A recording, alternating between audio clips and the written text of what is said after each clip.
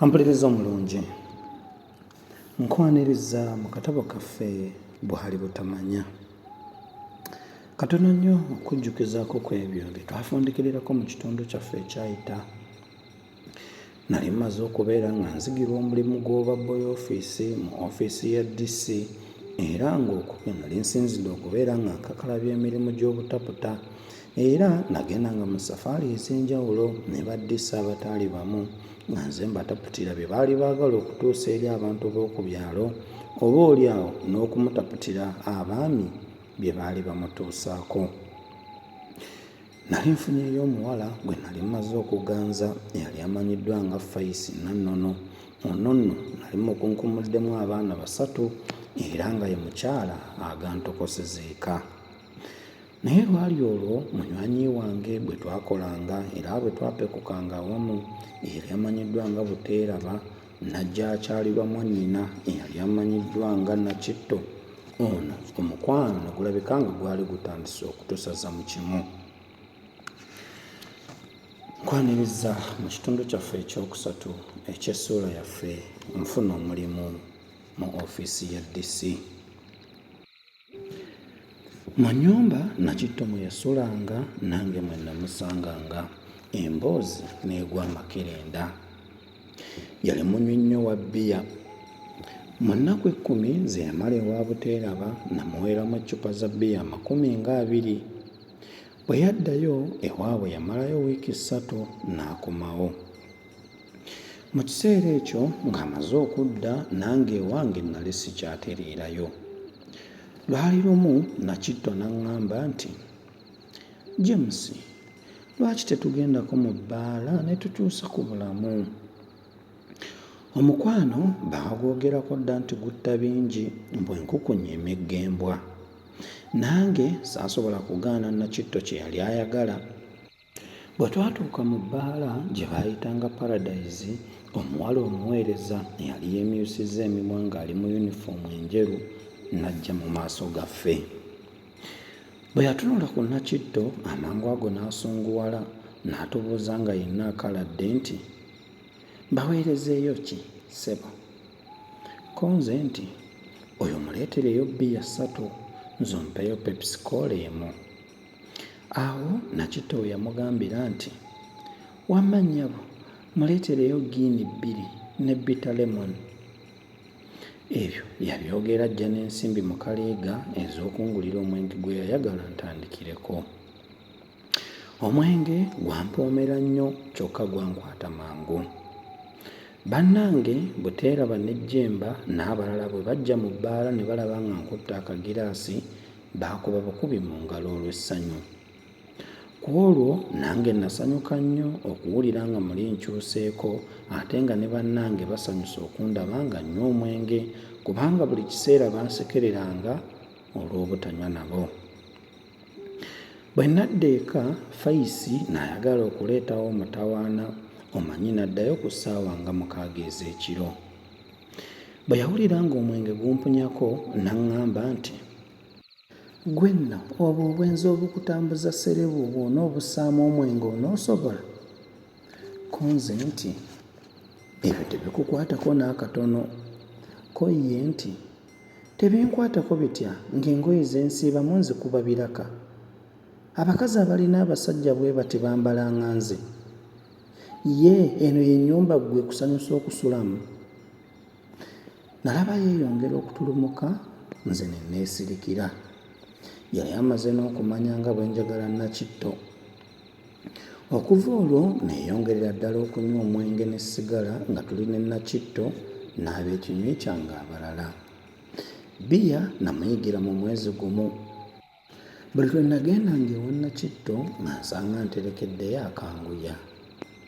Lumu twagenda mu bbaala ne ndagira baleete keesi ya bbiya 1. Twali ne Nakitto ne Buteeraba ne Jemba n'abalala.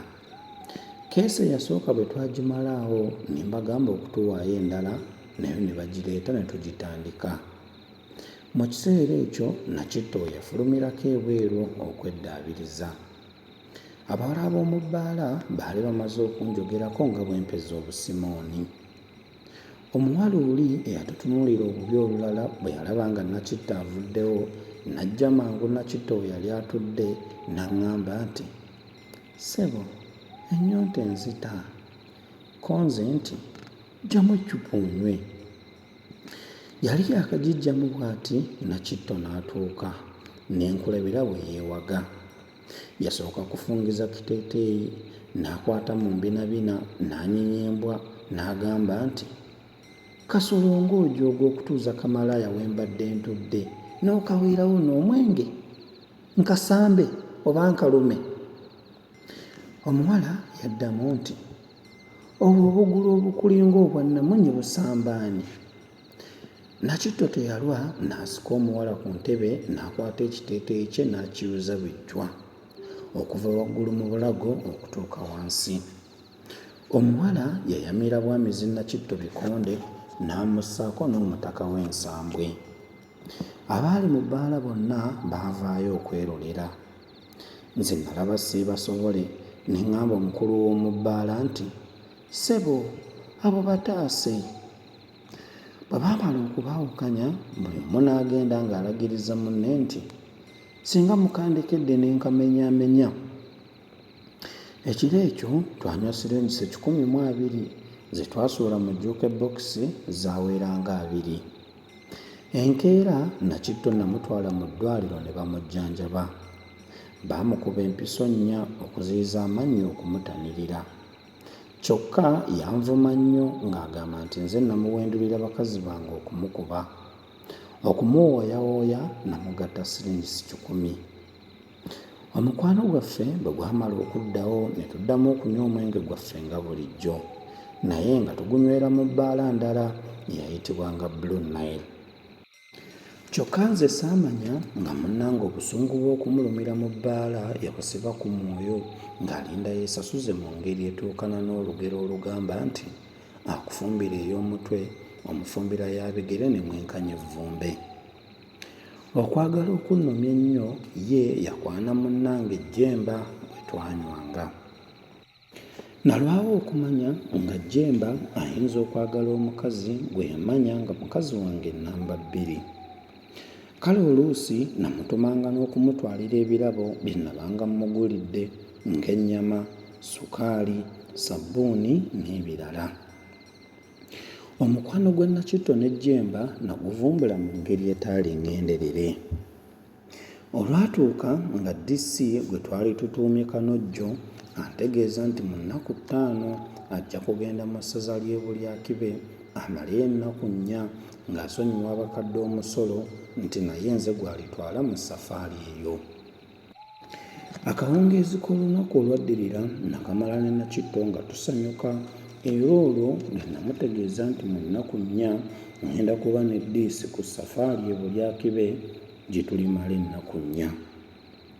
Nakitto yanziramu nti, "Naye eddaali nze naakola ntya ekiwubaalo mu nnaku ezo 4?" Ko nze nti, "Ennaku 4 si nnyingi."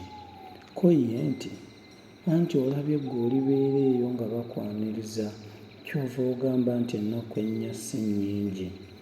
Ko nze nti, "Baani?" Ko ye nti, "Ebyo katubiveeko tudde ku birala. Ye ddala mulimalayo ennaku mmeka?" Awo we neerabirira olugero lwaffe olugamba nti ow'ebbuba talaga nnaku. Ne mmukakasa nti tulimalayo ennaku 4 zokka. Ku lunaku olwakulembera lwe twasitulirako, Nakitto namutwalira laatiiri z'ennyama 3, sukaali laatiiri 5, emigaati 2 n'ebintu bingi ebirala.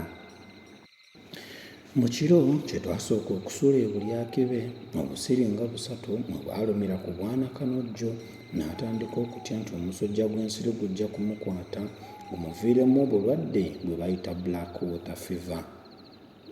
Newankubadde yeepiika kwiniini naye yatiira ddala. Enkeera teyafa mu kitanda. Essaawa zaali ziweranga 9 ez'emisana n'alagira abalenzi be okusiba ebintu tudde ku kibuga ng'omusawo amujjanjabe. Nze yantuma okutegeeza wassaza nti kirungi enkiiko zonna zimenyewo, ziriba za lulala. Bwe twamala okutuula mu morisi yaffe, ensozi ne zitandika okugifukaamirira eziyiteko. Mu kibuga twatuuka mu ssaawa ng'emu ey'ekiro. Nze munnoowo erigenda ewange saalikwata, nakwata ligenda wa Nakitto. Nga nno enzikiza ekutte Beppo, naye nga nze sirina kye ntya kuba nali mmaze okuwulira nti Katonda akuuma nnyo abenzi n'abatamiivu. Kyebava batambula n'ekiro ne bayita mu nsolo. Ebintu byange nabirekera abalenzi ba DC nga njagala babinterekere okutuusa enkya. Essaawa zaali ziweranga 2:30 ez'ekiro ne ntuuka ewa Buteeraba. Saayagala ye yennyini oba abantu b'abalala bandabe. Bwe nalaba ng'ettaala eyaka ewa Nakitto ne mmanya nga tanneebaka. Saalwa ne nkonkona mpola ku luggi n'ambuuza mpola nti, "Gwani?" "Nze Kasolo." "Kiki ekikutambuza ekiro ennyo? Gulawo, ebyo naabikubuulira tutudde wamu. Ye ng'osanze otulo otundi bubi. Ku ssaawa zino ezitannaba na kuwera 3, ddaali gulawo empewo endi bubi." Sirina nagatuuka ku luggi, anti kasooka ogenda sivanga mu kitanda.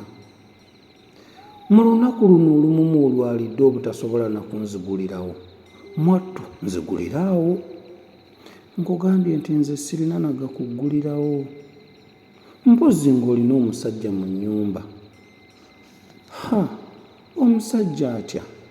Nze omusujja gunneerumira, sirina gava wansi. Nagenda okulaba ng'ettaala ebadde eyaka enzikidde. Awo namanyira nga Nakitto tali yekka mu nnyumba. Kyenava mmugamba nti, "Oba tuggulawo oluggi kandusambe luggwe wansi. Mwannyoko eyakundabira ajja atutaase." Bwe yawulira okusamba oluggi n'agamba gwe yali naye okuyingira mu kitanda wansi yeekweke. Teyalwa, oluggi n'aluggulawo. Olwayingira nange ne nduggala era ne ndusiba, ne mulagira okumpa akabiriiti. Ampuliriza omulungi, nzikiriza tojja kufundikirira awo olwaleero. Bwe tujja okusinziira tweyongereyo tulabe biki ebyaddirira. Akuume atakuumira mpeera.